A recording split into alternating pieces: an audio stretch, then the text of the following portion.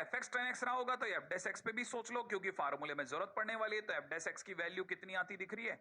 सेक square x दिख रही है। अगर ऐसा है तो वापस सारी बातें मिला लो भाई। फंक्शन एफ एक्स हमारा टेन एक्स है, एक्स हमारे पास 45 हमने ऊपर सोचा है, और उसमें -1 का डिफरेंस सोचा है।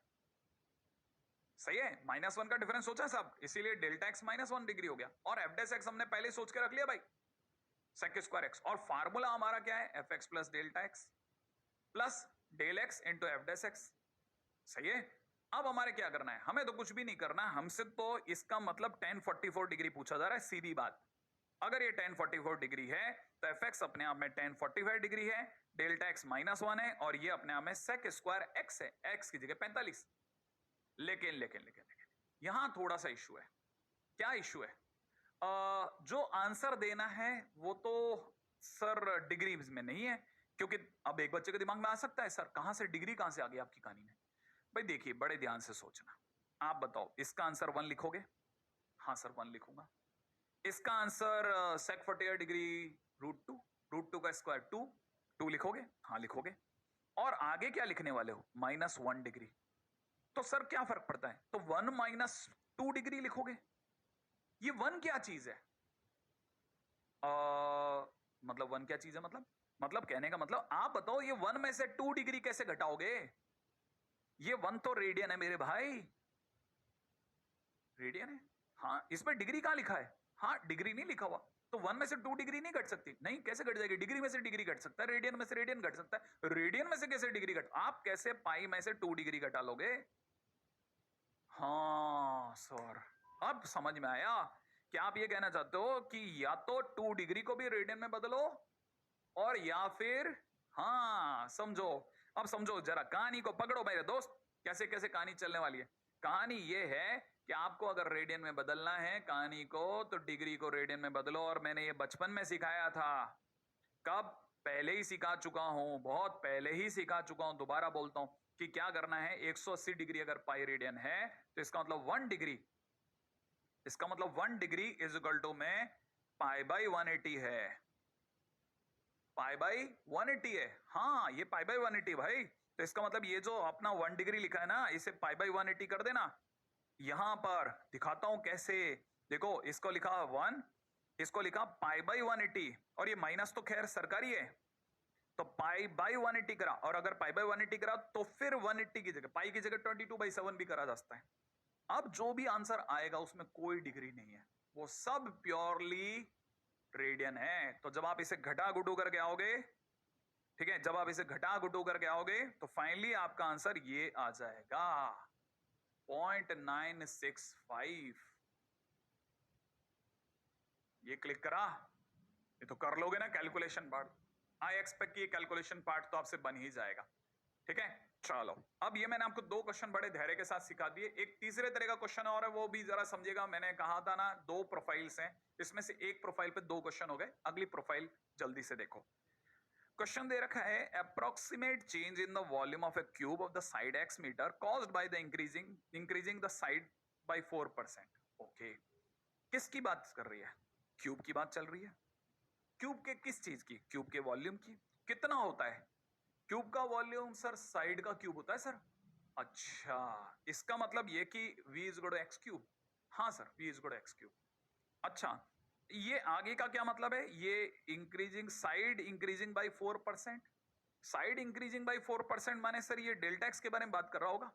हाँ, अब यहां समझना, अगर हम लोग क्वेश्चन के अंदर देखा जाए तो क्वेश्चन वाला हमसे चाह रहा है कि अप्रोक्सीमेट चेंज इन वॉल्यूम बताओ। Approximate change in volume, volume अगर v है तो approximate change in volume dv है। अगर आप मुझसे dv जानना चाहते हैं तो मैं जानता हूं कि v is equal to x cube है, तो dv इज इक्वल टू में 3x स्क्वायर और x का dx। इसे बोलते हैं पार्शियल डिफरेंशिएशन। हमने नीचे dx नहीं लगाया, v में हल्का सा चेंज dv, तो x में हल्का सा चेंज dx। तो ये ध्यान रखना, पार्शियल डिफरेंशिएशन किया। हालांकि इसके क्वेश्चन कम है लेकिन फिर भी है, तो अपने को पता होना चाहिए, ऐसा कोई मुश्किल वाली बात नहीं है। v की जगह करा v का डिफरेंशिएशन dv, एक्स क्यूब का 3x स्क्वायर और फिर x का dx। ओके, और ये dx जो है ये चेंज इन साइड है, चेंज इन साइड। लेकिन सर चेंज इन साइड तो 4% है, तो याद रखना अगर चेंज इन साइड की बात करिए 4%, ठीक है, तो इसका मतलब समझना 0.04x हो गया। अगर x साइड की लेंथ है तो 4% 0.04x हो गया, तो इसका मतलब ये कि आपका जो dx है वो 0.04x हो गया। यस, याद रखना, तो dx आपका 0.04x हो गया। अब आपको क्या चाहिए? dv चाहिए, तो आपने इसको डिफरेंशिएट किया, इसको डिफरेंशिएट किया, तो आपके पास ये फार्मूला बना। अब dv को तो dv रखो और 3x की जगह पर हमारे पास में, ठीक है भाई, x की जगह तो x ही रहेगा और क्या होगा, तो हम बाकी सामान को रख देते हैं। तो फाइनली हमारा आंसर देखो जरा, 3 इंटू में एक्स स्क्वायर इंटू में 0.04 इंटू एक्स कर दूं dx की जगह, तो ये आंसर आ जाएगा। तो हमारा आंसर हो गया 0.12 x cube into metre cube. तो इस तरह के दो प्रोफाइल के क्वेश्चन हमारे को सबसे ज्यादा देखने को मिलते हैं, जिनके ऊपर हमारी सबसे पहले बात होगी। आई एक्सपेक्ट कि ये थोड़ा थोड़ा तो आपको समझ में आ गया होगा कि चेंज इन वॉल्यूम को डीवी बोला, चेंज इन साइड को डीएक्स बोला, और कैसे यूज करें। ठीक है, अब चलते हैं अगले टाइटल की और, जो कि बहुत बहुत कीमती है, बहुत काम का है। एडवांस की दृष्टि से देखा जाए, किसी के एंगल से देखा जाए तो बहुत सारी चीजों का बेस है, और वो उसका नाम है मोनोटोनिसिटी। अभी मोनोटोनिसिटी क्या है साहब? देखिए साहब, हमारा अगला टाइटल माने अगला पड़ाव, अगर हम लोग अगले पड़ाव की बात करते हैं तो अप्रोक्सीमेशन के बाद में हमारा अगला पड़ाव है मोनोटोनिसिटी, और सबसे पहले हम लोग जिस पे बात करने वाले हैं वो है मोनोटोनिसिटी इन इंटरवल। क्लियर? तो स्टार्ट करते हैं साहब, अगले पड़ाव की ओर चलते हैं, उसका नाम है मोनोटोनिसिटी इन इंटरवल। अभी मोनोटोनिसिटी इन इंटरवल क्या है? ठीक है, पहली बात, मोनोटोनिसिटी ही क्या चीज है?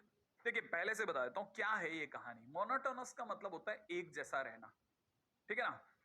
एक जैसा रहने का मतलब होता है कि कुछ लोग है ना, इंग्लिश में शायद मोनोटोनस वर्ड बोर आदमी के लिए भी कहते हैं कि यार बड़ा मोनोटोनस है यार, ठीक है ना। अब यहां पे भी एक बात और समझने की है कि मोनोटोनस का मतलब ये नहीं कि वो आदमी बोरिंग है। अब बोरिंग का मतलब भी आप समझो जरा, ये भी बड़ा इंटरेस्टिंग फैक्ट है कि अगर कोई आदमी एक ही जैसे जोक क्रैक करता रहता है तब भी लोग कहते हैं यार मोनोटोनस है यार, बोर कर रहा है। हाँ या ना? तो इसका मतलब ये कि यहां पे भी बात समझने की बड़ी, कि इसका मतलब ये कि कोई जरूरी नहीं है कि कोई आदमी सीरियस रहता है हमेशा तो ही वो मोनोटोनस कहलाएगा। एक जैसी बातों पे हंसाता रहता है तब भी मोनोटोनस कहलाता है। अब आपको यहाँ पे बात समझने की है भाई, मोनोटोनस का मतलब ऐसा नहीं है कि एक ही साइड में जा सकता है। हाँ, क्लिक कर गया आपको। खैर फिलहाल अपनी मुद्दे पे रहते हैं अपन, तो यार इंग्लिश के टीचर है नहीं, अपनी तो वैसे भी अंग्रेजी दुनिया में फेमस है, तो अपन रहते हैं वापस मोनोटोनस के ऊपर। अब हमारे मैथ्स में मोनोटोनस का क्या मतलब है? मोनोटोनस का मतलब मैथ्स की दुनिया में यूनिडायरेक्शनल है। क्या? यूनिडायरेक्शनल। हाँ, तो इसको लिख लेते हैं अपन सबसे पहले। मोनोटोनस, मोनोटोनस का मतलब यूनिडायरेक्शनल, यूनिडायरेक्शनल। अब ये यूनिडायरेक्शनल का क्या मतलब है? एक डायरेक्शन में रहने वाला, एक जैसी डायरेक्शन में रहने वाला। कहने का मतलब अगर लेफ्ट जा रहा है तो लेफ्ट ही जा रहा होगा, अगर राइट जा रहा है तो राइट ही जा रहा होगा, अगर ऊपर चढ़ रहा है तो ऊपर की तरफ चढ़ता रहेगा, अगर नीचे गिर रहा है तो नीचे की तरफ गिरता रहेगा। इससे कहते हैं मोनोटोनस होना, मैथ्स की दुनिया में, मैथ्स की दुनिया में। ठीक है, अच्छा, तो ये हमारे चैप्टर में कैसे आ गया? एक्चुअल में क्या है कि ग्राफ की खूब सारी प्रॉपर्टीज है, उनमें से एक प्रॉपर्टी मोनोटोनिसिटी भी है, माने मोनोटोनस रहना भी है। जैसे हमारे ग्राफ कैसे हो सकते हैं? हो सकता है सारा ग्राफ बिल्कुल सीधा चला जाए तो हम उसे कांस्टेंट ग्राफ बोलेंगे। अगर ग्राफ लगातार ऊपर की तरफ बढ़ता जाए तो हम उसे इंक्रीजिंग ग्राफ कहते हैं। अगर ग्राफ लगातार गिरता चला जाए तो हम उसे डिक्रीजिंग ग्राफ बोलते हैं। और ये जो प्रॉपर्टीज है ये मोनोटोनिसिटी में आती है। माने इंक्रीजिंग डिक्रीजिंग होना, हाँ इंक्रीजिंग डिक्रीजिंग होना। अच्छा, तो फिर इंक्रीजिंग डिक्रीजिंग को कैसे समझना है? भाई हम जो है पहले पूरी कहानी को पहले इंटरवल में समझते हैं, फिर किसी पर्टिकुलर पॉइंट पे समझ लेंगे। लोग अलग अलग तरीके से इसको समझाते हैं, अपन भी समझ लेंगे। देखो साहब, सबसे पहला टाइटल, हमारी कहानी में दो काम की चीजें हैं, दो काम की चीजें समझना। पूरी कहानी कैसे जाने वाली है तो याद रखना, मोनोटोनिसिटी। ठीक है, ओके, ओके। बचपन में सुनते थे ना वो कि ऐसी सिटी बताओ जिसमें कोई नहीं रह सकता, इलेक्ट्रिसिटी। ठीक है, वैसे ही अगली कहानी है मोनोटोनिसिटी। एक्चुअल में क्या है, हमारी मैथ्स की दुनिया में ये बिहेवियर ऑफ ग्राफ को बताता है, जो हमारे पास में दो तरह के हैं। कौन से दो तरह के ग्राफ हैं? एक है इंक्रीजिंग, ठीक है ना, और एक है डिक्रीजिंग बेसिकली। हालांकि उसके बाद में और भी टूटे, इंक्रीजिंग और डिक्रीजिंग। अब इंक्रीजिंग के अंदर भी हमारे पास में दो तरह के केसेस हुए। कौन कौन से दो तरह के केसेस हुए? एक हुआ स्ट्रिक्टली इंक्रीजिंग, स्ट्रिक्टली इंक्रीजिंग, और एक हुआ नॉन डिक्रीजिंग। ठीक है ना भाई, आप इस बात को लिख लेना ताकि आपको क्लिक कर जाए। स्ट्रिक्टली इंक्रीजिंग वो जो लगातार बढ़ता चला गया, और नॉन डिक्रीजिंग क्या चीज है? नॉन डिक्रीजिंग जो गिरा नहीं, बढ़ता भी गया, कभी थम भी गया, फिर बढ़ता गया, कभी थम गया, लेकिन लगातार नहीं बढ़ा, तो उसे कहा गया नॉन डिक्रीजिंग। वैसे ही डिक्रीजिंग की अगर चर्चा की जाती तो डिक्रीजिंग भी दो तरह के होते हैं, एक स्ट्रिक्टली डिक्रीजिंग, स्ट्रिक्टली डिक्रीजिंग, ठीक है, स्ट्रिक्टली डिक्रीजिंग, और दूसरा क्या होता? Non increasing. नॉन इंक्रीजिंग है ना, इसको यहां लिख लेते हैं, नॉन इंक्रीजिंग। अच्छा, हाँ, तो मतलब ये की पूरी कहानी दो तरह से, हाँ ये दो तरह से चलती है। अच्छा, आगे भी सुनो, और भी मस्त मस्त बातें हैं। अगर मोनोटोनिसिटी की बात देखी जाए तो मुद्दे पे चार तरह की बात है ना? अच्छा अच्छा, अब एक एक पॉइंट को उठाता हूं पहले शुरुआत में, फिर धीरे धीरे उनका और सब डिवीजन डिवीजन आता रहेगा। पहले यहां तक की बात मेरे को लगता है कि आप थियोरेटिकली क्लिक कर जाएं तो ज्यादा अच्छा रहेगा। सबसे पहले बात करते हैं इंक्रीजिंग की। जब मैं इंक्रीजिंग की बात कर रहा हूँ तो ऑटोमेटिकली उसमें स्ट्रिक्टली भी शामिल होगा और नॉन डिक्रीजिंग भी शामिल होगा, और उसको लेके कोई ऐतराज नहीं होगा। उम्मीद है आपको पता चल जाएगा कौन कब क्या है, वो बता रहा हूं। सबसे पहले हम किसी इंटरवल a, b के अंदर चर्चा कर रहे हैं, जब हमारे को ये किसी ने कह दिया है कि फंक्शन इंक्रीजिंग है, तो आप लिख लीजिए fx is increasing in a, b। ठीक है, फंक्शन fx जो है किसी इंटरवल a, b में इंक्रीजिंग दिया हुआ है। अगर फंक्शन किसी इंटरवल a, b में इंक्रीजिंग दिया गया है तो क्या होगा? तो ये होगा कि अगर अगर मैंने कहा x1 अगर x2 से बड़ा है, ठीक है ना, बड़े ध्यान से सुनना, अगर x1 अगर x2 से बड़ा है और फंक्शन में रखने पर साइन ऑफ इनइक्वलिटी चेंज नहीं होता, या यूं कहिए कि अगर x1 x2 से बड़ा है और फंक्शन की x1 पर वैल्यू फंक्शन की x2 पे वैल्यू से भी बड़ी हो, कहने का मतलब x1 x2 से ऑलरेडी बड़ा है, फंक्शन की x1 पे वैल्यू fx1 फंक्शन की x2 पे वैल्यू fx2 से बड़ी है, माने x1 पर बड़े नंबर पर आने वाली वैल्यू फंक्शन भी बड़ी आ जाए तो फंक्शन इंक्रीजिंग है। दूसरे शब्दों में, और आसान शब्दों में बोलता हूं, अगर मान लीजिए कभी ऐसा हो कि कोई दो नंबर बढ़ते हुए प्राप्त हो रहे हैं, अगर दो नंबर बढ़ते हुए प्राप्त हो रहे हो और फंक्शन में रखने पर, बढ़ते हुए नंबरों को फंक्शन में रखने पर बढ़े हुए नंबर पे आने वाला आंसर भी बढ़ता हुआ है, तब भी हम कहते हैं इंक्रीजिंग है। अरे सर ये तो बड़ा डिफिकल्ट हो गया भाई, सीधी बात समझो, है ना।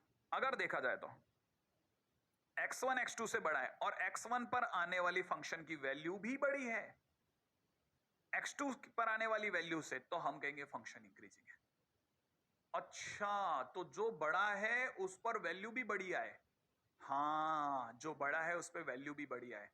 जैसे 4 बड़ा है सर 2 से, तो फंक्शन की वैल्यू 4 पर बड़ी आ जाए फंक्शन पे 2 की वैल्यू से, तो फंक्शन इंक्रीजिंग है। हाँ, लेकिन सर यहां इक्वल चल सकता है क्या? या यहां इक्वल चल सकता है क्या? समझने की कोशिश कीजिए, इक्वल चल सकता है क्या? बिल्कुल चल सकता है। क्यों? क्योंकि इसकी कहानी में नॉन डिक्रीजिंग की कहानी भी शामिल है इंक्रीजिंग में। हाँ, थम सकता है सर ग्राफ, किसी जगह इक्वल हो सकता है, बिल्कुल, ये बात समझने समझाने की है, तो इसलिए इक्वल भी चलेगा। अच्छा, और क्या? और ये कि अगर ये तो हुआ बेसिक डेफिनेशन, ये जितना भी हमने बात बोली ये सब क्या है? बेसिक डेफिनेशन है, यहां से यहां तक it is basic definition. Basic definition लिखते चलना मेरे भाई, एक बार अगर गाड़ी तेज पकड़ ली तो फिर मुश्किल होगी, इसलिए लिखते चलना। अच्छा, ये तो बेसिक डेफिनेशन है। और अगर फंक्शन का बाय चांस डिफरेंशिएशन भी एग्जिस्ट कर जाए, माने एफ डेस एक्स अगर एग्जिस्ट कर जाए, तो इंक्रीजिंग फंक्शन होने पर f dash x greater than equal to 0 आता है। अच्छा, अगर फंक्शन इंक्रीजिंग है तो उसका डेरिवेटिव पॉजिटिव आएगा, ग्रेटर देन इक्वल टू 0 आएगा। मैंने कहा नॉन नेगेटिव आएगा, ग्रेटर देन इक्वल टू 0 आएगा। अच्छा अच्छा अच्छा, okay okay okay okay okay okay, इसका मतलब इंक्रीजिंग फंक्शन का डीवाई बाई डीएक्स पॉजिटिव माने ग्रेटर देन इक्वल टू 0 होता है। हाँ, इंक्रीजिंग फंक्शन का dy dx greater than equal to 0 होता है। अब आगे बढ़ते हैं, ग्राफ कैसा होता है सर? मैंने कहा देखो भाई, अगर बाय द ग्राफ की बात करी जाए, ये ए से बी के बीच में एक फंक्शन का ग्राफ ले लिया, इस पे कोई भी दो पॉइंट उठा लो। अगर मैं कोई भी दो पॉइंट उठाता हूं, सपोज जैसे मैं तो थोड़ा हटके उठा लेता हूं, x1 यहां ले लेता हूं, x2 थोड़ा बढ़ता हुआ दिखा देता हूं, x1 x2 सपोज मैंने यहां ले लिया, तो x1 पर जो वैल्यू आ रही है और x2 पे जो वैल्यू आ रही है, आप देख के बताओ खुद ही कि कौन ज्यादा बड़ी है। x2। माने हमको पता है कि x2 x1 से बड़ा है, तो फंक्शन की x2 पर वैल्यू भी फंक्शन की x1 पर वैल्यू से बड़ी आ रही है। माने बड़ी वैल्यू पर आने वाला आंसर भी अगर बढ़ता हुआ आए तो फंक्शन इंक्रीजिंग है। अच्छा, ये बात यही बात, ठीक है। अब देखो, ये फंक्शन ऐसा था जो डिफरेंशिएबल था, लेकिन अगर मैं अगले फंक्शन की बात करता हूं तो ये डिफरेंशिएबल नहीं है, क्योंकि ये डिसकंटिन्यूअस है। लेकिन अगर मैं आपके सामने दो वैल्यूज लेता हूं, एक x1 एक x2, सपोज मैंने ऐसे दो वैल्यूज ले ली। अगर मैंने x1 x2 दो वैल्यूज ले ली तो fx1 यहां आ रहा होगा, हाँ, और x2 पर वैल्यू यहां आ रही होगी, हाँ। अगर ऐसा हो रहा होगा तो आप बताओ कौन बड़ा है, x2 बड़ा है कि x1 बड़ा है? सर ऑब्वियस सी बात है, x2 बड़ा है। तो x2 यहां पर x1 से बड़ा है और x2 पर आने वाली वैल्यू भी बड़ी है क्योंकि ऊपर है। अगर x2 पर आने वाली वैल्यू भी x1 पर आने वाली वैल्यू से बड़ी हो तो फंक्शन इंक्रीजिंग है। अच्छा, मतलब ये कि x2 अगर x1 से बड़ा है और आने वाली वैल्यू fx2 की fx1 से बड़ी हो तो फंक्शन इंक्रीजिंग है। बिल्कुल एकदम स्ट्रेट। अच्छा, कुछ और एग्जांपल हो जाए फटाफट से। अगर मैं आपके सामने लगातार दो तीन एग्जांपल दिखाता हूं, बड़े ध्यान से देखना। पहला x क्यूब का, दूसरा ln x का, तीसरा ग्रेटेस्ट इंटीजर x का। बच्चे को समझ में आता है, ये हम लोग कब से चला रहे हैं कि लेफ्ट से राइट की ओर जाते समय अगर पेन ऊपर की ओर जा रहा हो तो फंक्शन इंक्रीजिंग है। ठीक है, लेफ्ट से राइट की ओर जाते समय पेन ऊपर की ओर जा रहा हो तो फंक्शन इंक्रीजिंग है। अब सर यहां तो लेफ्ट से राइट की ओर जाते समय पेन ऊपर नहीं जा रहा। हाँ, अगर पेन ऊपर नहीं जा रहा तो यहां पे समझने की जरूरत है। अगर मैं किसी इंटरवल -1 से +1 के बीच में बात करता हूं, किसी इंटरवल -1 से +1 के बीच में बात करता हूं, तो मेरे को यह पता चलता है कि x1 अगर मैंने यहां ले लिया और x2 अगर मैंने यहां ले लिया तो x2 पर यह वैल्यू fx2 ऊपर है और x1 पर वैल्यू fx1 नीचे है, और मुझे पता है कि आज भी x2 x1 से बड़ा है और आने वाला fx2 भी fx1 से बड़ा आ रहा है। इसका मतलब फंक्शन f कैसा है, इंक्रीजिंग है। क्या सर ये बात यहां पे भी सच है? देख लो आप खुद ही, ये x1 ये x2 ये fx1 और ये fx2, कौन ऊंचा है आप बताओ? fx2 ऊंचा है। अच्छा, अब अभी मैं जो समझा रहा हूं ना, फिर से दोबारा से समझ लेना। मैं अभी फिर से लिख रहा हूं, बहुत मजाक में लिख रहा हूं, लेकिन जैसे जैसे समय आगे बढ़ता जाएगा इसी में आपको दूसरे रंग भी दिखेंगे। x2 x1 से बड़ा हो and it implies that fx2 is also greater than fx1, then function is increasing। लिख लो, जो बोल रहा हूं अचानक से कलर बदल देगा, तो पहले यहां तक लिख लो आप। if x2 greater than x1 implies fx2 greater than fx1, then fx is increasing। Clear है? अच्छा, आगे बढ़ते हैं, फिर वापस आऊंगा, देख लेना इसी का दूसरा कलर देखने। तब तक अगले पे बात करते हैं। अगर फंक्शन स्ट्रिक्टली इंक्रीजिंग होता तो, इंक्रीजिंग ना लिखता, कोई स्ट्रिक्टली इंक्रीजिंग लिखता तो टाइटल बड़ा गहरा डालना आप। इंक्रीजिंग के बाद अब स्ट्रिक्टली इंक्रीजिंग की बात हो रही है। अगर स्ट्रिक्टली इंक्रीजिंग की बात हो रही है तो बड़े ध्यान से समझना इस बात को। बेसिक डेफिनेशन कहती है कि अगर x1 अगर x2 से बड़ा हो और fx1 ग्रेटर देन fx2 आए हमेशा, तो हम कहेंगे कि फंक्शन अपने आप में a से b के बीच में स्ट्रिक्टली इंक्रीजिंग है। सर तो ये तो पिछली वाली डेफिनेशन है। नहीं, कतई नहीं है। पिछली वाली डेफिनेशन थी कि x1 अगर x2 से बड़ा हो और अगर आने वाला fx1 fx2 से बड़ा भी हो सकता है और बराबर भी हो सकता है। हाँ, याद आया आपको? ये बहुत ध्यान से समझने वाली बात है। उसमें बराबर भी हो सकता था। अगर ये इक्वल का साइन भी है तो ये इंक्रीजिंग। अच्छा, और अगर x1 अगर x2 से बड़ा हो और fx1 अगर fx2 से गारंटेड बड़ा है, हर हाल में बड़ा है, ठीक है, तो हम कहेंगे फंक्शन कैसा, स्ट्रिक्टली इंक्रीजिंग। अच्छा, कुछ किताबें इसे मोनोटोनिकली इंक्रीजिंग भी बोलेंगी, ध्यान रखना। स्ट्रिक्टली का दूसरा नाम मोनोटोनिकली इंक्रीजिंग। ऐसे ऐसी बातें लिखते चलो, नोट्स में बढ़ते चलो, धड़ाधड़ सन बोलो मोनोटोनिकली इंक्रीजिंग, स्ट्रिक्टली इंक्रीजिंग को बोल सकते हैं। थोड़ा राइटिंग गंदी होगी लेकिन बराबर लिखने का, हर बात लिखते चलना, ठीक है ना। अच्छा, और अगर सर डेरिवेटिव माने dy/dx निकाल सकते हैं तो कैसे करेंगे? मैंने कहा अगर dy/dx निकालते हैं, अगर किसी का फंक्शन का dy/dx एग्जिस्ट करता है माने f(x) एग्जिस्ट करता है, तो हम कहते हैं उस केस में उसका f(x) ग्रेटर देन 0 होना चाहिए। क्या क्या क्या क्या? फंक्शन का f(x) ग्रेटर देन 0 होना चाहिए।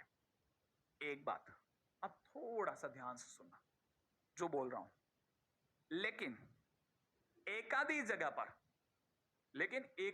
पर किसी किसी इंस्टेंट पर अगर इक्वल टू 0 आ जाए तो हम दिल पे रख लेते हैं, चल कोई नहीं, तभी भी तेरे को स्ट्रिक्टली इंक्रीजिंग दिया।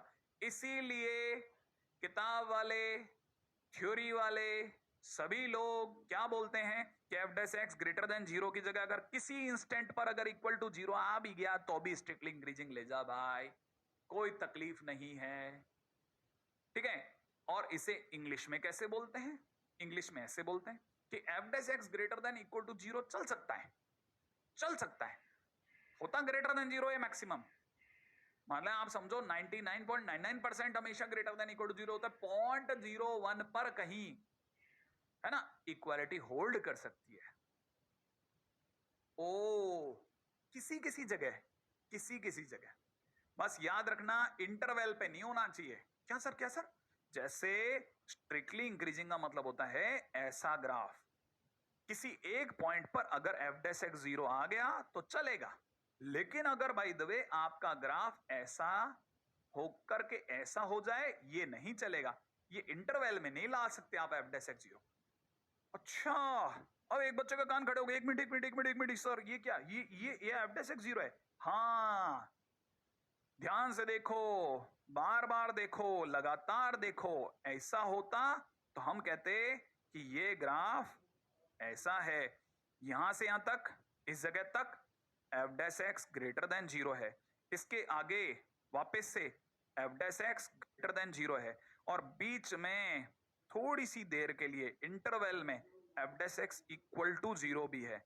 अगर f(x) इक्वल टू 0 तो पूरे ग्राफ को हम लोग f(x) greater than equal to 0 बोलते, और ये स्ट्रिक्टली इंक्रीजिंग नहीं होता, क्योंकि इंटरवल में नहीं चलेगा, इंस्टेंट पे चलेगा, किसी एक का दुक्का मौके पे आ जाए चलेगा।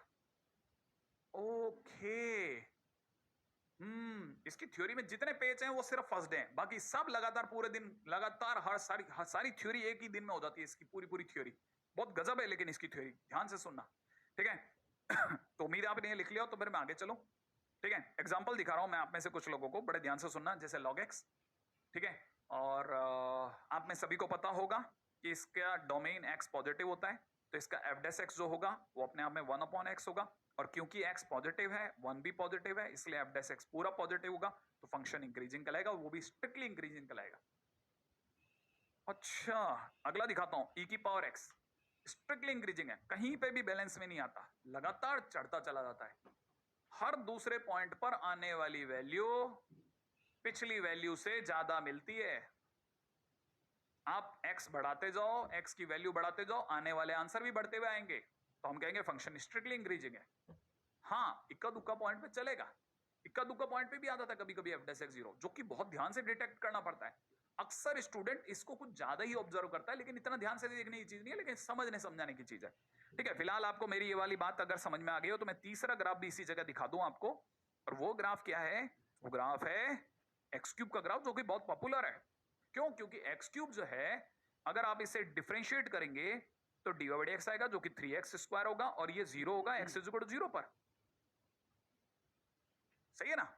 तो ये सिर्फ एक मौके पर अपनी जिंदगी में, पूरी जिंदगी में एक मौके पे बेचारा dy/dx 0 हुआ, तो हमने इसे माफी दे दी, कोई बात नहीं, आप स्ट्रिक्टली इंक्रीजिंग माने जाओगे, क्योंकि आप बाकी कभी भी 0 नहीं हुए। तो मैंने कहा ना, इक्का दुक्का इंसिडेंट पे अगर इक्वालिटी इक्वल 0 हो जाए तो चलेगा, उस केस में हम f(x) greater than equal to 0 को भी स्ट्रिक्टली इंक्रीजिंग मान लेते हैं, लेकिन ध्यान रखते हुए, बोलते हुए, बार बार सुनाते हुए, यार एक आधी मौके पे चलेगा। ठीक है, तो याद रखना स्ट्रिक्टली इंक्रीजिंग, ठीक है, but 3x² at x = 0 holds the equality. I expect कि आपको ये बात समझ में आ रही होगी कि इक्का दुक्का पॉइंट, हम इंटरवल को वापस निषेध कर रहे हैं, इंटरवल नहीं ले रहे, इक्का दुक्का पॉइंट पे चलेगा। तो आई एक्सपेक्ट कि ये वाली बात भी अभी आपको समझ में आती जा रही होगी। ठीक है, और आगे बढ़ जाऊं। ठीक है, तो मुद्दे पे रहें वापस से। स्ट्रिक्टली इंक्रीजिंग को लेकर के अभी तो किसी तरह का कोई किंतु परंतु नहीं आया। आई होप कि आप बेसिक चीज तो समझ ही गए होंगे कि इसे स्ट्रिक्टली या मोनोटोनिकली इंक्रीजिंग बोलते हैं। ठीक है, अगर x1 x2 इस तरह से कि x2 अगर x1 से बड़ा है, x2 अगर x1 से बड़ा है, कौन सा x2? देख लो, x2 x1 से बड़ा है और आने वाला आंसर अभी fx2 fx1 से बड़ा दे रहा है। ठीक है ना? कैसे कैसे कैसे सर? भाई देखो ना, x2 पे आने वाला आंसर ऊंचा है, ये fx2 है, यहां पर ऊपर मिल रहा है और fx1 नीचे मिल रहा है, तो fx2 fx1 से बड़ा है। अगर ऐसा है तो हम इसे स्ट्रिक्टली इंक्रीजिंग बोलेंगे। ओके, ठीक है। अच्छा, तो अभी मेरे को लगता है कि आप में से सभी लोग ये समझ गए होंगे कि इंक्रीजिंग और स्ट्रिक्टली इंक्रीजिंग में कितना फर्क है, क्या नहीं है। ठीक है, मैं वापस एक बार याद दिला दूं कि स्ट्रिक्टली इंक्रीजिंग के अंदर हमारे पास एक्स क्यूब भी है, e की पावर x भी और 10x भी। आप तीनों का डिफरेंशिएशन चेक कर सकते हैं, ग्राफ से भी साफ पता चल रहा है, कहीं पर भी ये है ना इंटरवल के अंदर इक्वल टू 0 नहीं हो रहा, कहीं डिक्रीजिंग नहीं हो रहा। तो ये तीनों के तीनों स्ट्रिक्टली इंक्रीजिंग है। खटाखट से तीनों का ग्राफ बना लें, एक्स क्यूब बन जाएगा, e की पावर x 10x। उम्मीद है आपको ध्यान होगा। आगे बढ़ने का बेहतरीन समय। ठीक है, नेक्स्ट टाइटल डालते हैं। अब भाई अपन लोगों ने इंक्रीजिंग स्ट्रिक्टली इंक्रीजिंग दोनों देख लिया है।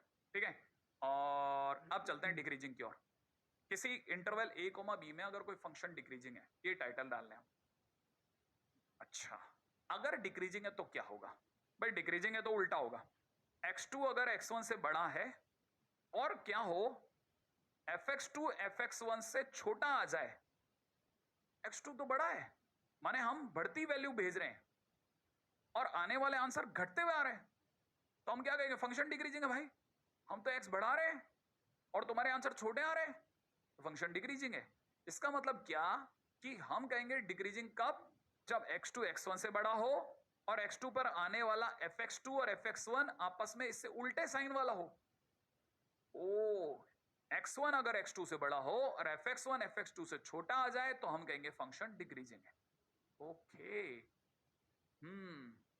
और सर एफ डेस एक्स के केस में क्या होगा? भाई देखो, अगर बाय द वे किसी भी फंक्शन का dy बाई dx जो है वो अगर ग्रेटर देन 0 आता है तो हम कहते हैं इंक्रीजिंग है, माने ग्रेटर देन इक्वल टू 0 भी चलेगा, क्योंकि इंक्रीजिंग में तो स्ट्रिक्टली भी शामिल होता है और नॉन डिक्रीजिंग में तो इक्वल टू 0। और अगर डिक्रीजिंग होगा तो dy by dx less than equal to 0 लेते हैं। याद रखना, अगर एफ डेस एक्स एग्जिस्ट करता है और उसका dy बाई dx माने एफ डेस एक्स अगर लेस देन इक्वल टू 0 है तो फंक्शन को हम लोग डिक्रीजिंग बोलेंगे। और वैसे भी आपको याद होगा लेफ्ट टू राइट वाली थ्योरी, लेफ्ट से राइट की ओर जाते समय पर अगर ग्राफ नीचे आ रहा हो तो हम उसे डिक्रीजिंग बोलते हैं। ठीक है, तो सबसे पहले एक ग्राफ बना लीजिए, आगे चलने का बेहतरीन समय, आगे चलते चलेंगे, बढ़िया बढ़िया चीजों को लिखते चलते हैं। कुछ एक ग्राफ दिखाता हूं आप में से सभी लोगों को, ताकि आपको पता चले डिक्रीजिंग के ग्राफ कैसे होते हैं। अभी अपन ने ln x देखा था, 10x देखा था, x क्यूब देखा था, e की पावर x देखा था, ये 4-5 ग्राफ तो देख लिए, इसके सिवा चलते हैं। ठीक है, अगला graph decreasing minus x cube. ठीक है, लॉग के अंदर जब बेस 1 से कम हो, लॉग के अंदर जब बेस 1 से कम हो तो सारे के सारे ग्राफ डिक्रीजिंग होते हैं। सिग्नम एक्स, सिग्नम में भी माइनस एक्स, सॉरी। ठीक है, अपने पास में 3 ग्राफ मैंने आपको दिखाए, आप कहीं पे भी खड़े होकर के इसका x1 x2 एग्जामिनेशन ले सकते हैं। जैसे सपोज करो किसी ने x1 x2 यहां लिखा, ये x1 है x2 है, ठीक है, और ऑब्वियस ही बात है fx2 नीचे आ रहा है और fx1 ऊपर है। ठीक है ना, हमको ये पता है कि x2 x1 से बड़ा है, क्यों? क्योंकि वो x2 आगे मिल रहा है, x1 पीछे है। लेकिन fx2 देखोगे तो आपको पता चलेगा और नीचे आ गया बेटा, तो हम इस केस में हम इसे रोक लेंगे, नहीं नहीं नहीं नहीं, x2 अगर x1 से बड़ा है और आने वाला fx2 अगर fx1 से उल्टा छोटा आ जाए तो हम कहेंगे function is decreasing, implies f is decreasing. Okay, ये केस यहां पे भी लागू है, ये अगले वाले पे भी लागू है, और इसी तरह आप सभी जगह देख सकते हैं। ठीक है ना? ओके, आई एक्सपेक्ट कि यहां तक की बात अभी तक आपको पकड़ में आ गई होगी। और अच्छी बात करते हैं और इंटरेस्टिंग बातें करते हैं, कुछ एक छोटी छोटी चीजें और ध्यान से सुने। अब मौका आया है उल्टा सोचने का। एक और इंटरेस्टिंग पॉइंट को सुनना। देखो, हमने पहले क्या सुना, बहुत ध्यान, शानदार रिमार्क है। अगर x2 अगर x1 से बड़ा है और it implies fx2 is greater then fx1, x2 अगर x1 से बड़ा है और अगर fx2 अगर fx1 से बड़ा आ जाए, भाई बड़े पे बड़ी वैल्यू आ जाए, देन फंक्शन इज इंक्रीजिंग, है ना? और मैं तो कहता हूं इवन इक्वल भी आ जाए तो भी चलेगा, देन फंक्शन इज इंक्रीजिंग। अब यहां सुनो, आप बड़ी इंटरेस्टिंग बात बोल रहा हूं। सेकंड, अगर x2 x1 से बड़ा हो और fx2 उल्टा छोटा आ जाए, ठीक है ना, तो हम क्या कहेंगे? हम बोलेंगे देन f इज डिक्रीजिंग। अब कुछ लोगों ने इसे ऐसे देखा ही नहीं, कुछ लोगों ने इसे इस तरह से देखा कि किसी ने x2 x1 से बढ़ा दिया था और एक आदमी आया उधर से और उसने इनके बाहर f रख दिए, और अगर f रखने पर साइन सेम रहा, देख रहे हैं आप, ये अगर ग्रेटर देन है तो f रखने पे भी साइन सेम रहा तो फंक्शन इंक्रीजिंग है, और अगर बाय द वे f रखने पर साइन ग्रेटर देन से लेस देन में बदल गया, x2 की तरफ लेस देन हो गया अचानक से, तो फंक्शन डिक्रीजिंग है। तो लोगों ने यहां दिमाग लगाया क्या, कि अगर फंक्शन डिक्रीजिंग होता है तो इनइक्वालिटी का साइन चेंज करवा देता है। देखो ध्यान से, ओ अगर फंक्शन डिक्रीजिंग होता है तो इनइक्वालिटी का साइन चेंज करवा देता है। अच्छा, ये तो बड़ी गजब की चीज है, यही चीज मैं आपको समझाना चाहता हूं, अगर आप इस बात को समझ रहे हैं तो। और अगर फंक्शन इंक्रीजिंग है तो साइन सेम बनाए रखता है, ठीक है ना, तो ये बात आप यहां लिख लो, ठीक है। If function is increasing then it do not, है ना, it does not affect to sign, it does not affect sign of inequality, ऐसे लिख देते अपन, साइन ऑफ इनइक्वालिटी, ठीक है। But if function fx is decreasing then it changes the sign of inequality। लिख लो, अगर फंक्शन डिक्रीजिंग है तो साइन ऑफ इनइक्वालिटी चेंज करवा के रहेगा।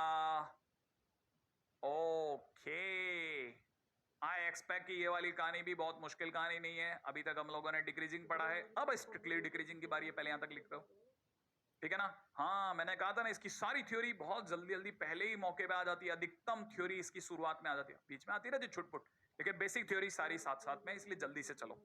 अगला, अगर फंक्शन स्ट्रिक्टली डिक्रीजिंग हो तो, अगर फंक्शन स्ट्रिक्टली डिक्रीजिंग हो तो बस इक्वल टू का साइन हटा लो, और क्या, ठीक है। कहने का मतलब अगर x2 x1 से बड़ा है और fx2, ठीक है ना, उल्टा यहां पे x1 x2 लिखा है, तो x1 अगर x2 से बड़ा है और fx1 अगर fx2 से छोटा आ जाए, लेस देन इक्वल टू नहीं, लेस देन आ जाए, है ना, तो हम कहेंगे कि फंक्शन अपने आप में स्ट्रिक्टली डिक्रीजिंग है उस गिवन इंटरवल में।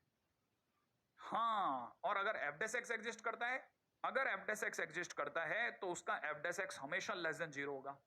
हाँ, इसमें भी माफी दी जा सकती है, अगर किसी इक्का दुक्का मौके पर एक दो पॉइंट्स पर अगर इक्वलिटी 0 भी आ जाता है तो चलेगा, वरना otherwise f dash x less than 0 होना चाहिए।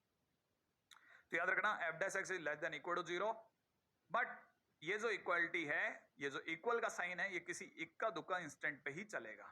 वापस बोल रहा हूं, बार बार बोल रहा हूं कि स्ट्रिक्टली शब्द का नाम सुनते ही इक्वालिटी आएगी, परंतु कभी कभी, याद रखना, आएगी पर कभी कभी, अदरवाइज हमेशा f डैश x या तो लेस देन 0 होगा या f dash x greater then 0 होगा, तो ही स्ट्रिक्ट फील आएगी, ठीक है। इक्वालिटी कभी कभी चलेगी, जैसे अपने फादर होते हैं, कई बार इक्का दुक्का मौके पे मुस्कुरा दिए, है ना, कभी कभी स्ट्रिक्टली, किसी किसी मदर भी होती है, ठीक है। खैर, फिलहाल अपने पे चलते हैं, अगले पे।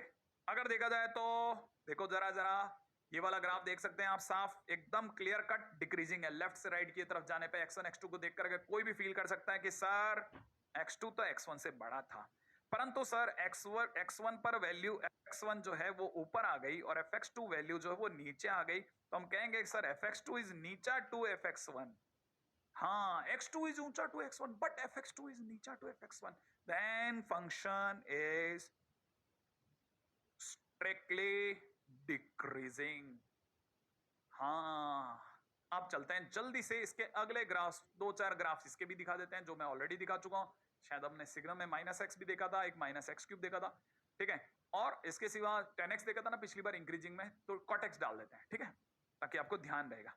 स्ट्रिक्टली डिक्रीजिंग के भी दो चार प्यारे प्यारे ग्राफ देख लीजिए, लिखने की जरूरत नहीं है, मिलता है गुड है, नहीं मिलता तो अपनी तरफ से ये डाल सकते हैं आप, है ना, अदरवाइज आगे चलो, ठीक है। हाँ, अब यहां दो बहुत बहुत बहुत काम की डेफिनेशन बता रहा हूं, रेडी, बहुत बहुत बहुत काम की डेफिनेशन क्या है, देखिए साहब, अगले डेफिनेशन मोनोटोनिसिटी में, ये बहुत सुनने में मिलेगा आपको, आईआईटी एडवांस बहुत यूज करता है इस शब्द का, मोनोटोनिक फंक्शन। अगर कभी कोई कह दे कि फंक्शन मोनोटोनिक है तो इसका क्या मतलब बोला जाए, तो टाइटल डाल लो कि if a function is monotonic in a comma B.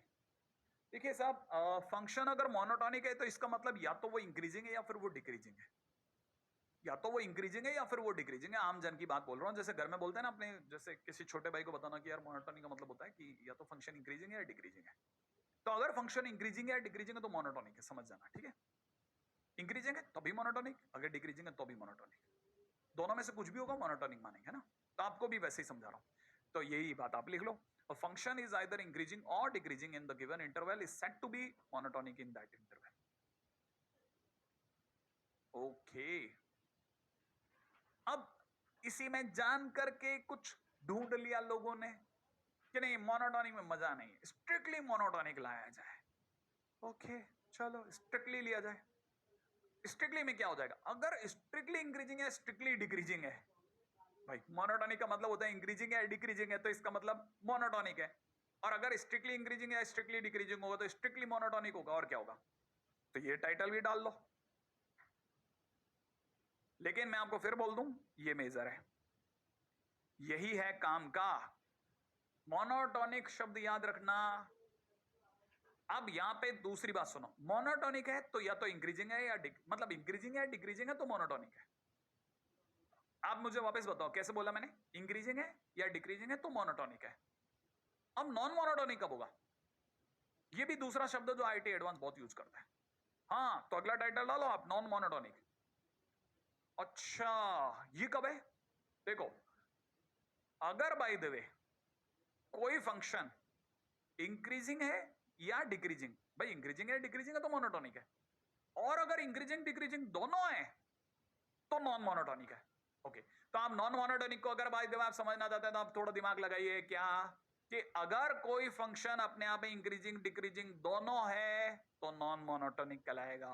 ये जरूर ध्यान रखना, अक्सर इसमें कंफ्यूज किया जाता है आदमी। तो ये दूसरी काम की चीज लिख लो। सर ऐसा कैसे हो सकता है इंक्रीजिंग डिक्रीजिंग दोनों, देखो साइन एक्स 0 से पाई के बीच में, यहां से यहां तक कैसा पेन ऊपर जा रेला है, इंक्रीजिंग है, इसके बाद में पेन नीचे आ रेला है, डिक्रीजिंग है। तो इसका मतलब इंक्रीजिंग डिक्रीजिंग दोनों है एक गिवन इंटरवल में, और अगर दोनों है तो मैं ये लिखूंगा increasing and decreasing both in 0 to pi. So y is equal to sin x is non-monotonic in 0 to pi. ठीक है, इन 0 to pi, सही है। ओके, चलो आगे, ठीक है, बहुत बढ़िया, टाइम आगे, बढ़िया। नेक्स्ट टाइटल के ऊपर बात करते हैं, जल्दी से टाइम से चलेंगे अपन। बहुत बढ़िया, गुड, वेरी गुड। आगे सुनो, देखो फंक्शन अगर मोनोटोनिक है तो वो या तो इंक्रीजिंग है डिक्रीजिंग है, पूरे डोमेन के दौरान मोनोटोनिसिटी में तो यही माना जाता है ना, पूरा इंक्रीजिंग है डिक्रीजिंग है, ठीक है, आइदर इंक्रीजिंग ये और decreasing, then we call it monotonic. और अगर बाय द वे इंक्रीजिंग और डिक्रीजिंग दोनों है तो फिर नॉन मोनोटोनिक। आई एक्सपेक्ट कि आपको ये बात समझ में आ गई होगी, और अगर ये बात समझ में आ गई तो कुछ फटाफट वाले एग्जांपल देता हूं, ठीक है।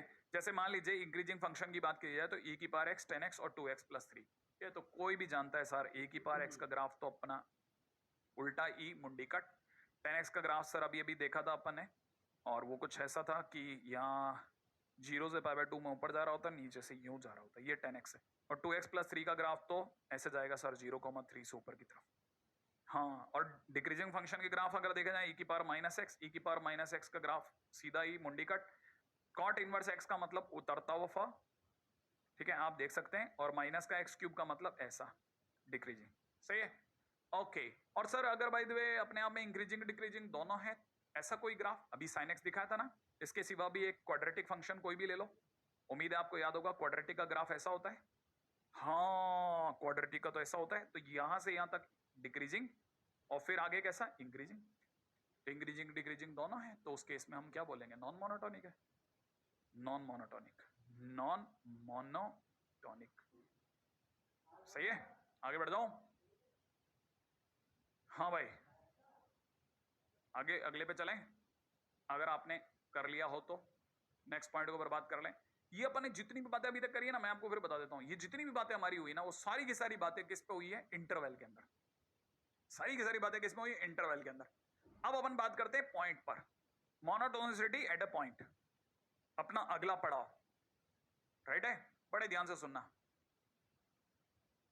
हाँ भाई, अब मोनोटोनिसिटी एट ए पॉइंट पे चर्चा करते हैं। ये भी देखिए क्या कमाल की चीज है ना। देखिए अभी तक अपन ने इंटरवल पे कर ली बात, अगर बाय द वे सर किसी पॉइंट पे हो जाए तो हम दो पॉइंट के बीच में रिलेशन ही नहीं निकाल पाएंगे। पास वाले ने कहा क्या मतलब है? अरे देखना, अपन को सर ने अभी तक क्या बताया कि कभी भी कोई फंक्शन इंक्रीजिंग या डिक्रीजिंग तो कैसे पता करने का? x1 और x2 डालो, x1 पर आने वाली वैल्यू fx1 यहां होगी, x2 पर आने वाली वैल्यू fx2 यहां होगी, और ये साफ बता रहा है कि x2 x1 से बड़ा है, और ये बता रहा है किया कि fx2 भी fx1 से बड़ा है। तो हम ये देख पा रहे हैं ना कि जो बड़ा है इनइक्वालिटी में सेम वैसा ही अगर आ रहा है तो हमने देखते कह दिया कि फंक्शन इज इंक्रीजिंग। लेकिन यहां तो क्या है, अब पॉइंट ही एक होगा, इसमें एक ही पॉइंट होगा। अब कैसे पता करेंगे सर? जैसे मान लो एक्स इक्वल टू ए पे पता करना हो तो कैसे पता करेंगे? यहां तो दो दो चीजों के बीच में कंपैरिजन निकालना था। हाँ, यहां तो सर कंपेयर ही नहीं कर पाएंगे, तो फिर बेसिक डेफिनेशन कैसे बनेगी? वो जबरदस्त चीज है। आया समझ में? कहानी में पता चला पिछली वाली से कहां हार्डशिप है, कहां मुश्किल है, किस जगह पर आखिरकार थोड़ा ऐसा तनातनी हो जाती है। ठीक है, आ जाओ जरा बताता हूं। ये सब अपन हटा दे रहे हैं, ठीक है, और फिर सोचते हैं आखिरकार कहानी क्या है, कहानी क्या है। आओ चलो कहानी पता करते हैं। देखो साहब, एक फंक्शन है ना, किसी point x is equal to a पे इंक्रीजिंग कब कहलाता है? लिख लो, ठीक है ना। A function f is said to be increasing at x is equal to a अगर अगर अगर ए से ए के जस्ट नेबरहुड में ए प्लस एच और ए के लेफ्ट नेबरहुड में ए माइनस एच और ए के बीच में अगर इस तरह का रिलेशन हो। कैसा? कि आपको पता है कि a माइनस एच ए छोटू छे इन कंपैरिजन टू a અને छोटू छे in comparison to a plus h. भाई ऑब्वियस सी बात है, तीनों के बीच में ये रिलेशन है। अगर यही रिलेशन f लगने पर भी कायम बना रहे, अगर ये रिलेशन भी ऐसा कैसा बना रहे, तो हम कहेंगे भाई क्या a पर फंक्शन इंक्रीजिंग है। ओ, यहां पे h वही नेबरहुड वाली बात है, h टेंड्स टू 0 है। कहने का मतलब ये कि a पर फंक्शन इंक्रीजिंग कहलाएगा अगर f of a minus H सबसे छोटा है और fa उसके बाद है और fa प्लस एच उससे बड़ा है। ध्यान रखना। अच्छा, मतलब ये कि जैसे आप ये कहना चाह रहे थे कि जैसे आपका ये वाला ग्राफ है, ये इंक्रीजिंग कब माना जाएगा? जब a के थोड़ा सा राइट में जाए, थोड़ा सा लेफ्ट में जाए, और a पर वैल्यू f यहां है, a के आगे वैल्यू a प्लस एच पर यहां है, और a माइनस एच पर वैल्यू यहां है, और तीनों को देख के कोई भी बता सकता है सर fa प्लस एच सबसे ऊंचा है, तो fa प्लस एच इज ऊंचा टू fa इज ऊंचा to f of a minus h. तभी आप कहोगे ना कि फंक्शन इंक्रीजिंग है a पर। हाँ, a पर अगर देखा जाए तो a के लिए कोई a1 a2 नहीं आएगा, a प्लस एच और a माइनस एच से काम चल जाएगा। अच्छा, तो आपको क्या करना है? अपनी कॉपी में ये 3 पॉइंट दिखा दो और ये बता दो कि भाई साफ पता चल रहा है ऐसा। एक और ग्राफ दिखाता हूं, ठीक है? तो उम्मीद है आपने फटाफट से कॉपी कर लेना है और मैं आगे चल लेना है, ठीक है? ओके, ये सब हटा दूं। तो अब ये वाला जो मैंने दूसरा ग्राफ बनाया, इसमें भी देखा जाए तो 3 पॉइंट कहां है? देखो ऐसा। अच्छा, तो सर ये 3 क्यों बना? मतलब ये इससे ही समझ में आ गया था ना ग्राफ से। तो मैंने कहा आप यहां देखो जरा, ये भी बड़ी इंटरेस्टिंग बात है। अगर आप सेकंड ग्राफ को देख रहे हैं तो सेकंड ग्राफ की खास बात बताता हूं। देखो यहां टर्न हुआ है, ये बैंड आया, बैंड, इसका मतलब डिफरेंशियबिलिटी खो गई ए पर, है ना? Non differentiable at x is equal to a है। और फिर भी मैं मस्त आराम से देख के बता सकता हूं कि एफ ए प्लस एच सबसे ऊंचा है, और मैं बोल सकता हूं नॉन डिफरेंशियबल होने के बावजूद भी, क्या बोल सकता हूं? नॉन डिफरेंशियबल होने के बावजूद भी बोल सकता हूं कि फंक्शन ए पर इंक्रीजिंग है। अच्छा, मतलब ये कि नॉन डिफरेंशियल, मतलब मैं समझा नहीं सर। नॉन डिफरेंट माने मेरे को एफ डेस की जरूरत नहीं है भाई। फंक्शन अगर डिफरेंशियबल नहीं है तो इसका मतलब एफ डेस एक्स आएगा ही नहीं, और अगर एफ डेस एक्स नहीं भी आएगा तो भी चलेगा। अच्छा, माने फंक्शन अगर नॉन डिफरेंशिएबल है इसका मतलब एफ डैश एक्स नहीं आएगा ए पर, माने एफ डैश ए एग्जिस्ट ही नहीं करेगा और उसके बावजूद भी आप इंक्रीजिंग डिक्रीजिंग बता सकते हो, यही कहना चाह रहे हो ना सर? हाँ, इवन मैं आपको बताऊं ये तो हुआ नॉन डिफरेंशिएबल। इसकी जगह पर अगर फंक्शन डिसकंटिन्यूअस होता, अगर फंक्शन डिसकंटिन्यूअस होता तो, अगर फंक्शन डिसकंटिन्यूअस होता तब भी मैं मस्त खेल जाता। देखो ये रहा एफ ए कहां है, ये देखो ए पर ये जो ग्राफ होगा वो ऊपर निकल जाएगा, इस बबल में से क्रॉस होता हुआ इसके टकराएगा, यहां आएगा एफ ए। समझ में आया? एफ ए यहां आएगा और ये F of a plus H होगा, और ये यहां इससे जस्ट पहले यहां F of a minus H होगा। और देख के कोई भी बता सकता है sir F A plus H सबसे ऊंचा है। ठीक है, तो फिलहाल अपनी वाली बात को हटा लेता हूं और इसकी जगह इनके सुंदर सुंदर लाइन यहां लिख लेते हैं। इसका मतलब क्या?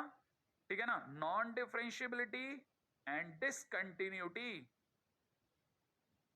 Does not effect monotonicity at point x is equal to ए।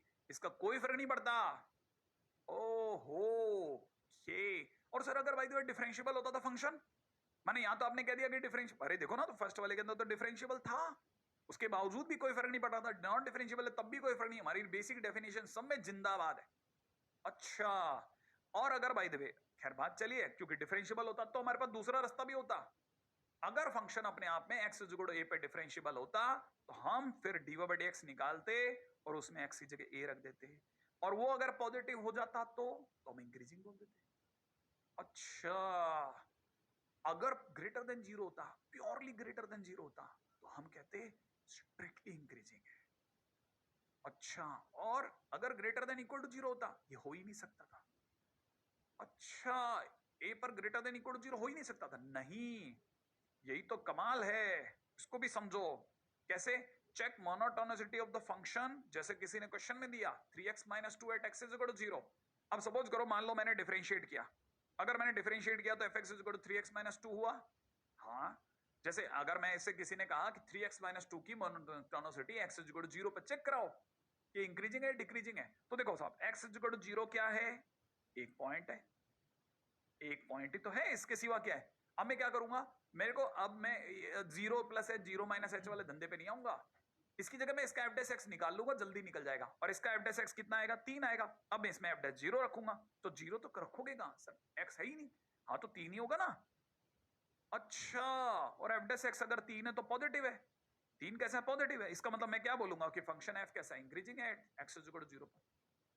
अच्छा, माने 0 पर इंक्रीजिंग है तो आंसर एफ डैश 0 पॉजिटिव आएगा। हाँ, अच्छा, वेरी गुड।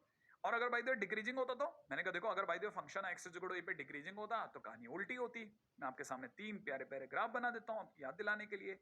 उम्मीद है आप में से हर एक जना समझ जाएगा कि फंक्शन चाहे डिफरेंशिएबल हो, नॉन डिफरेंशिएबल हो और डिसकंटिन्यूअस हो, तीनों ही केसेस में हमारे लिए हर बार आपको पता चलेगा कि ए से तो आप आगे बढ़ रहे थे, ए माइनस एच से बड़ा था ए, फिर बड़ा था ए प्लस एच, लेकिन एफ डालने पर माने एफ रखने पर उल्टा केस हो रहा था। क्या हो रहा था कि f of a minus h is greater than f of a is greater than f of a plus h आ रहा था, जबकि a minus h less than होता है ए से और ए लेस देन होता है ए प्लस एच से। हाँ, तीनों में यही कहानी चल रही थी। तो बस आप सबसे पहले ये लिख दो, फिर अपन आगे चल रहे हैं। राइट, ओके, तो बस आप समझदार हैं, समझदार को तो खैर हमारे बहुत इशारे हैं। ठीक है, क्योंकि इससे तो क्या थ्योरी पे चलेंगे अपन। ठीक है, अच्छा, और इसमें तो नॉन डिफरेंशिएबल और डिसकंटिन्यूअस है ही, लेकिन साथ में अगर फंक्शन डिफरेंशिएबल हो तो ये लिख लेते हैं। अगर एफ डैश ए रखने पर पॉजिटिव आ जाता है तो इंक्रीजिंग मानते हैं, और एफ डैश ए रखने पर अगर लेस देन 0 आ जाता है तो डिक्रीजिंग मानते हैं। उम्मीद है अब आपको क्लिक करने लग गया है। ठीक है ना। अब मैं आपसे एक क्वेश्चन में आपको खटाखट वाला देता हूं, आप मेरे को जल्दी से एफ डैश एक्स चेक करके बताओ।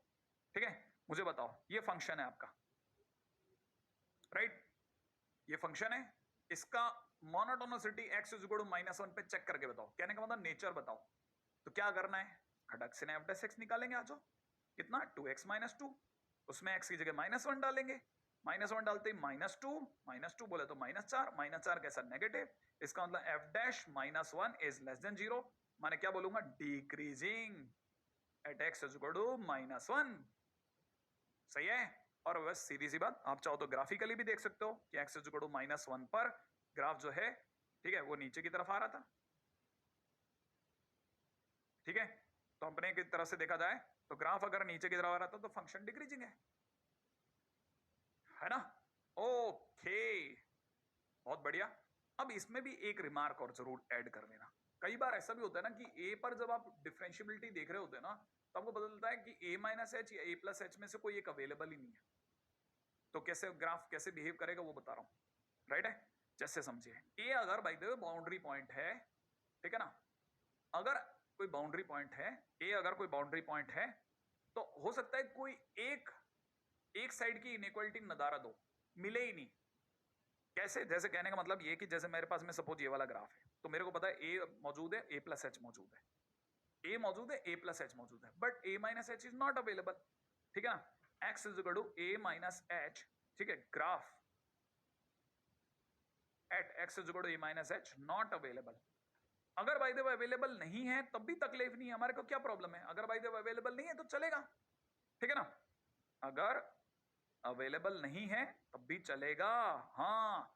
लेकिन अभी यहां तो साफ पता चल रहा है ना कि f of a plus H ऊंचा है एफ ऑफ ए से, तो हम यहां पे क्या बोलेंगे कि F A plus h is greater than F A. इसका मतलब ये कि वैल्यू बढ़ने पर एक्स की वैल्यू बढ़ने पर फंक्शन की वैल्यू बढ़ रही है, बढ़ती हुई मिल रही है, इसका मतलब फंक्शन इंक्रीजिंग है ए पर। सेम केस इधर भी हो सकता था, इसका उल्टा भी हो सकता था। यहां पर देखो साफ, अगर by the way A minus H की बात करते हैं तो F of a minus H यहां है और एफ ए यहां है, ठीक है। साफ पता चल रहा है कि ए माइनस एच से बड़ा होता है, हमें पता है ये बात, ए माइनस एच से बड़ा होता है, लेकिन एफ ए जो है वो तो नीचे आ रहा है F of a minus H से। तो इसका मतलब क्या? उल्टा हो गया ना, इनइक्वालिटी उल्टी होती है, फंक्शन इज डिक्रीजिंग। हाँ, मैंने कहा देखो क्या गजब गजब की चीज है, सोचो। ठीक है, अब मैं इसमें भी एक वेद बताता हूं, गजब की चीज सुना, मजेदार बात बोलता हूं, आप मेरे को बताना क्या ये बात सही है कि गलत है।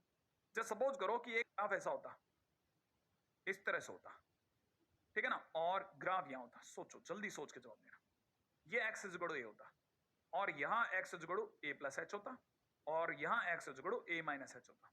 तो जल्दी बताओ, अब मेरे को समझाओ आप कि ये ग्राफ को अपन कैसे बोलेंगे कि भाई सर ये यहां पर F of a minus H है, यहां पर F of a plus H है और यहां पे एफ ऑफ ए है। क्या मैं अब कह सकता हूं कि तीनों में एक जैसी लय है? माने क्या मैं ऐसा कुछ लिख सकता हूं कि एफ ऑफ ए, देखो ध्यान से सोचना, F of a minus h is less then f of A, but F of a is also greater than f of a plus H, यही तो बोलूंगा। माने एफ ए जो है अपने लेफ्ट से भी बड़ा है और राइट से भी बड़ा है। अगर ऐसा हो जाए तो क्योंकि तीनों इनइक्वालिटी एक तरफ इशारा नहीं कर रही है, ये तो उल्टा पुल्टा हो गया है, या तो सारे के सारे या तो डिक्रीजिंग में चले जाते हैं, इंक्रीजिंग में चले जाते हैं तो चलता था। अब अगर ऐसा हो जाए कि भाई ए जो है उस पर इनइक्वालिटी डिफरेंट हो जाए तो हम इस केस में इसे नॉन मोनोटोनिक मानेंगे। क्या बोलेंगे? Non monotonic, neither increasing nor decreasing. याद रख लेना, नाइदर इंक्रीजिंग नॉर डिक्रीजिंग, बोले तो नींद, भाई नींद में चला गया। अब इसके बाद में अपन एक जाते जाते कुछ एक छोटा सा क्वेश्चन कर लेते हैं, क्या कहते हो आप, है ना? अगला देखा जाए तो क्वेश्चन ये है हमारे को, क्वेश्चन में दे रखा है determine the level determine the interval, sorry, determine the interval in which fx is equal to x to the power 4 minus में 8x cube plus में 22x square minus 24x plus में 21 is increasing और decreasing। Question वाला पूछना चाह रहा है वो इंटरवल बताइए जहां पर इंक्रीजिंग है डिक्रीजिंग है। फंक्शन साफ पता चलता है पॉलिनोमियल है। अगर फंक्शन एक पॉलिनोमियल फंक्शन है तो इसका मतलब ये कि मैं ये सोच रहा हूं कि इसका डिफरेंशिएशन कर लिया जाए, क्योंकि डिफरेंशिएबल तो है ही। तो मैं एफ डेस एक्स निकालूंगा, एफ डेस एक्स निकलेगा 4x क्यूब माइनस का 24x स्क्वायर प्लस में निकलेगा 44x और माइनस का 24। क्या कहते हो, 4 कॉमन लिया जा सकता है, ले लेते हैं जल्दी से। x क्यूब माइनस का 6x स्क्वायर प्लस में 11x माइनस 6। ओ, और आपको ये बात 11th में बता दी थी मैंने, 11th में, मान लो भूल गए तब भी हम बता देता हूँ कि ये अंदर बड़ा क्लासिक एक पॉलिनोमियल है जिसके फैक्टर भी बड़े इंटरेस्टिंग है, x-1, x-2, x-3। और क्वेश्चन में पूछा है ये कब इंक्रीजिंग या डिक्रीजिंग है, तो हम पहले पता कर लेते हैं कि इंक्रीजिंग का इंटरवल क्या है। ठीक है, तो अपन इसका क्या करते हैं, फॉर इंक्रीजिंग जो भी हमारा एफ डैश एक्स है, इंक्रीजिंग की बात चल रही है तो greater than equal to zero. Strictly increasing होता तो भी greater than equal to zero लेते हैं, लेकिन तब equal to zero holds for few moments, few incidents, है ना। अगर देखा जाए तो मैं एफ डैश एक्स लिखता हूं 4 times x minus one, x minus two, x minus three और greater than equal to zero कर देता हूं। तो मुझे पता है नंबर लाइन पर क्या क्या आने वाला है भाई, एक 1, एक 2, एक 3 और ये एफ डैश एक्स के कारण आने वाले आंसर क्रिटिकल पॉइंट होंगे। अच्छा, अब हमारे को पता है कि पॉजिटिव नेगेटिव ऐसा होगा, और क्वेश्चन में ग्रेटर देन जीरो बता रहा है कि मुझे पॉजिटिव ऑप्ट करना है, तो पॉजिटिव में ऑप्ट कर रहा हूं 3 के आगे, 1 से 2 के बीच में। तो इसका मतलब मेरा x कहां से कहां में हो गया, x मेरा अपनी तरफ से हो गया 1 से 2 में यूनियन, 1 से 2 में यूनियन, 3 से इंफिनिट में, ठीक है ना। तो कहने का मतलब इसमें कैसा होगा, इंक्रीजिंग, और जो माइनस माइनस वाले पोर्शन है वो ऑटोमेटिकली किस में चले गए, डिक्रीजिंग में। तो इसका मतलब ये कि अगर किसी ने मेरे से पूछा डिक्रीजिंग कहां है, तो मैं कहूंगा डिक्रीजिंग है minus infinite to minus one, सही है, यूनियन 2 to 3, ठीक है, 2 से 3 के बीच में। अच्छा, अब यहां पर हो सकता है कि अगर आपने इंक्रीजिंग को 2 और 3 ऐसे पॉइंट है जहां पर function equal to zero hold कर रहा है, तो वो इंक्रीजिंग में भी जा सकते हैं और डिक्रीजिंग में भी जा सकते हैं। तो यहां इस जगह पर क्लोज ब्रैकेट को लेकर के कोई फाइट नहीं होती। क्यों? क्योंकि वहां पर अपने आप में फंक्शन इंक्रीजिंग डिक्रीजिंग दोनों से फ्री है, इक्वल टू जीरो है, तो इक्का दुक्का पॉइंट पे चलता है। मैंने आपको बोला भी था ये थ्योरी पे, ठीक है। अब एक और क्वेश्चन फटाफट से देख लीजिएगा, determine the interval in which fx x to the power x fx is equal to x to the power x is increasing और decreasing। पहले मैं आपको बता देता हूं कि x to the power x के लिए सबसे पहले ये ध्यान रखिएगा कि नीचे जो ये x बैठा है ना, इसे पॉजिटिव होना पड़ेगा, क्योंकि जो ऊपर वेरिएबल x है वो हमेशा चाहेगा कि बेस पॉजिटिव हो। तो इसका मतलब x ग्रेटर देन जीरो है ना, ये इसका डोमेन कहता है। मैं डिफरेंशिएट करने से पहले बता दूं, मैंने एफ डैश एक्स निकाला, क्यों? क्योंकि मैं डी एक्स निकाल सकता हूं। अगर मैंने डी एक्स निकाला तो इसका differentiation x to the power x 1 plus ln x निकलेगा, बिल्कुल निकलेगा, और मैं चाहूंगा कि ये पॉजिटिव रहे, राइट है। अच्छा, क्यों? क्योंकि अगर बाय द वे आपने मेरे से इंक्रीजिंग का पूछा, तो इंक्रीजिंग कहां होगा, इंक्रीजिंग होगा अगर एफ डैश एक्स कैसा रहे, पॉजिटिव रहे। अब x to the power x अपने आप में इंक्रीजिंग कहां होगा, माने f dash x greater than zero कहां होगा, तो इसके लिए अपन करते हैं x to the power x 1 plus ln x is greater than zero, है ना। यहां मैं इक्वल टू जीरो भी ले सकता हूं फॉर एन इंसिडेंट, चलेगा, इक्वल टू जीरो भी चलता है। अच्छा, मुझे पता है कि ये वाले x भैया कैसे पॉजिटिव, ये वाले x भैया कैसे पॉजिटिव, तो पॉजिटिव की पावर पॉजिटिव, माने पूरा टाइटल पॉजिटिव गारंटेड है, ऊपर से ही पॉजिटिव आया है, तो पॉजिटिव इनइक्वलिटी में पार्ट ही नहीं लेता। तो इसका मतलब अगली लाइन में बच गया 1 plus ln x is greater than equal to zero. इसका मतलब ln x is greater than equal to -1, और ln x का इनसाइड मीनिंग होता है log x बेस e। इसका मतलब मैं log को हटा दूं, अगर मैंने हटा दिया तो x is greater than equal to e to the power -1, माने x is greater than equal to 1 by, माने x अपने आप में 1 बाई से बड़ा होगा तो इंक्रीजिंग होगा। अब जरा नंबर लाइन पे चलिए, सारी कहानी जीरो के आगे की अकॉर्डिंग टू डोमेन, आगे जाके कहीं पे 1 बाई आ रहा है, और 1 बाई ई के आगे की तमाम कहानी इनफाइनाइट तक किसने बुक कर ली, इंक्रीजिंग ने। तो फिर ये 0 से 1 बाई ई में कैसा होगा, ऑब्वियसली डिक्रीजिंग। तो मतलब अगर किसी ने पूछा डिक्रीजिंग कहां होगा, तो मैं डिक्रीजिंग बोलूंगा, decreasing in 0 to 1 by E, सही है। और यहां से मैं लेता हूं अलविदा, ठीक है, ताकि मैं आपको दे सकूं कुछ काम, है ना, और वो काम तो बहुत सिंपल है, मेहनत करते रहिए, खूब सारी मेहनत मैं आपके लिए कर रहा हूं, मुझे पता है, मैं आपके कमेंट्स पढ़ता हूं, थोड़ा सा आप और अपनी तरफ से इन्वॉल्व रहिए, अच्छा लगता है आपके क्वेश्चंस के आंसर आते रहते हैं, मजा आता है देखता हूं तो, ठीक है। और अभी तो फिलहाल जाने का समय, माता पिता से खूब सम्मान पाना है, इस बात को याद रखना, और खूब सम्मान देना है, इस बात को जरूर अपने दिमाग में बसाए रखना। भाई बहनों से खैर नोकझोंक चलती रहती है, हिंसा से दूर रहना है, मित्रों से प्रेम व्यवहार बना के रखना है, और मास्क जरूर पहनना है, ठीक है। जय हिंद।